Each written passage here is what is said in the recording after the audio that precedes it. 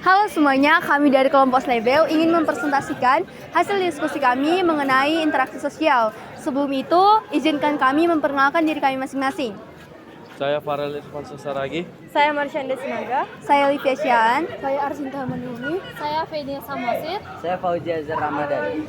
Baik, berikut sedikit pemaparan mengenai perkenalan singkat dari kami. Terima kasih.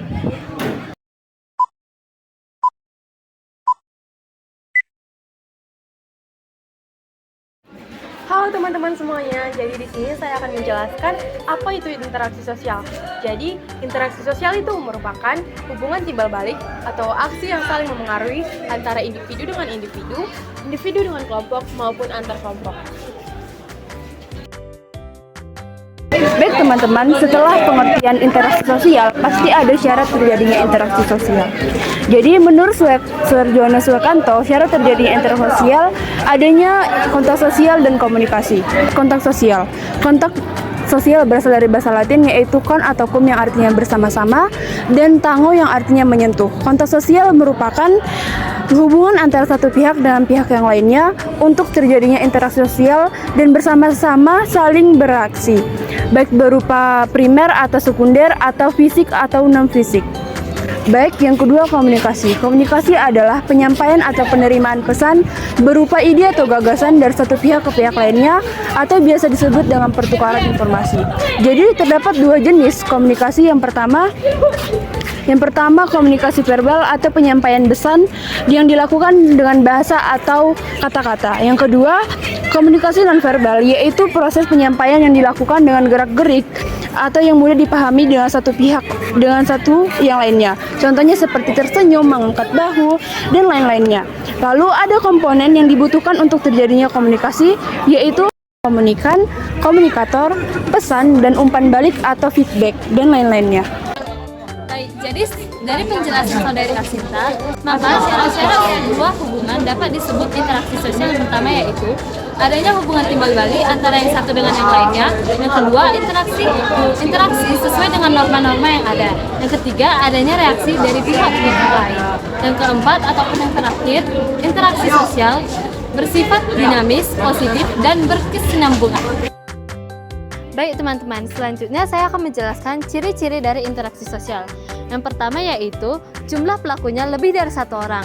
Yang kedua, terjadinya hubungan berupa komunikasi. Yang ketiga, mempunyai maksud ataupun tujuan yang jelas. Yang keempat, dilaksanakan melalui suatu pola sistem sosial yang tertentu. Kak, apa aja itu faktor-faktor yang... Jadi teman-teman, di sini saya akan menjelaskan beberapa faktor dari interaksi sosial. Sebelum itu, kita akan mengenal apa itu faktor. Jadi, faktor merupakan aspek atau elemen yang mempengaruhi situasi atau kondisi dan peristiwa. Jadi, ada 5 faktor-faktor yang mempengaruhi interaksi sosial. Yang pertama itu ada imitasi, yang kedua itu ada sugesti, yang ketiga ada simpati, yang keempat ada identifikasi, dan yang terakhir itu ada empati.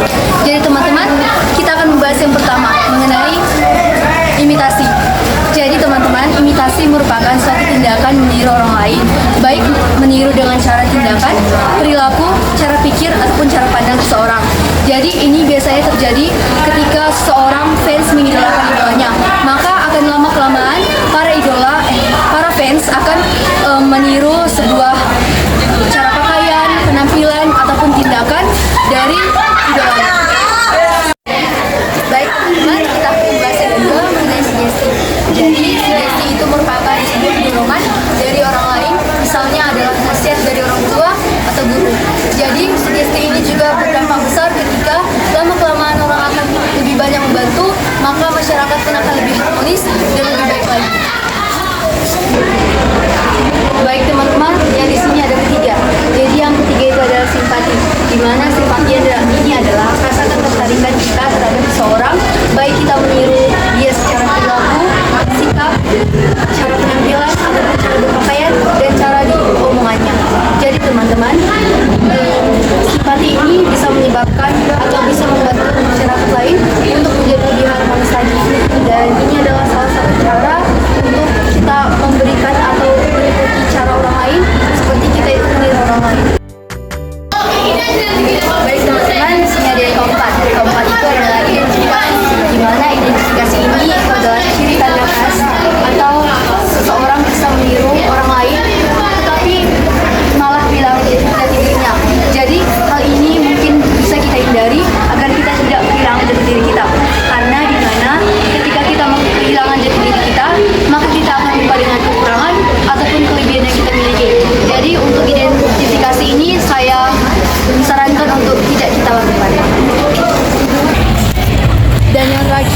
dari faktor-faktor yang mempengaruhi interaksi sosial itu ada empati, di mana empati ini kita bisa merasakan apa yang dirasakan atau dialami orang lain. Misalnya kita atau teman kita itu mendapat PTN atau jalur undangan, maka dengan demikian kita pun ikut merasakan kebahagiaan yang dimiliki atau dirasakan oleh teman kita. Baik, jadi itu faktor-faktor yang dapat mempengaruhi interaksi sosial yang bisa saya sampaikan. Saya ucapkan terima kasih. Jadi teman-teman semuanya, interaksi sosial juga dibagi menjadi dua loh. Yang pertama ada di asosiatif. Asosiatif ini mengarah pada persatuan, di mana asosiatif ini juga terbagi menjadi tiga. Yang pertama itu adalah kerjasama. Kerjasama merupakan upaya untuk melakukan atau mencapai tujuan bersama. Yang kedua itu ada akulturasi, di mana akulturasi ini merupakan perpaduan antara dua budaya atau lebih tanpa menghilangkan ciri khas budaya lamanya. Dan yang ketiga itu adalah asimilasi, di mana asimilasi ini merupakan pengertian dari perpaduan antara budaya atau lebih dan menghasilkan kebudayaan baru. Bentuk interaksi sosial yang kedua itu adalah disosiatif, di mana disosiatif ini mengarah pada perpecahan antara individu dengan kelompok.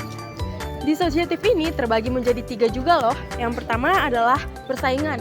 Persaingan ini merupakan upaya untuk mencapai tujuan bersama tanpa menggunakan kekerasan atau ancaman.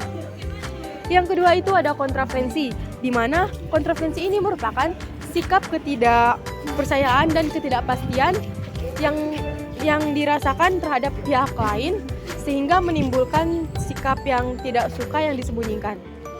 Yang ketiga adalah konflik. Konflik ini adalah usaha yang bertujuan untuk menyingkirkan pihak lain. Dan biasanya konflik ini disertai dengan kekerasan dan ancaman. Baik teman-teman, jadi saya akan menjelaskan dampak positifnya dari interaksi sosial. Jadi yang pertama, terpenuhinya kebutuhan. Yang kedua, bisa menambah pengetahuan. Yang ketiga, bisa memperbanyak teman. Yang keempat, bisa membantu dalam kehidupan sehari-hari. Yang kelima, menimbulkan berbagai bentuk kerjasama. Halo semuanya, di sini saya akan menjelaskan dampak negatif dari interaksi sosial.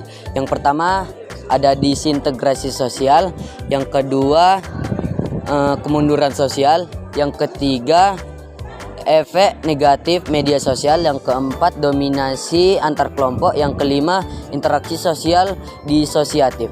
Sekian, terima kasih. Baik, sekian presentasi mengenai interaksi sosial dari kelompok kami yaitu kelompok Sebel. Ada pantun sedikit dari kelompok kami, jalan-jalan bersama sejanda, jangan lupa membeli good time. Terima kasih atas perhatiannya, see you in next time.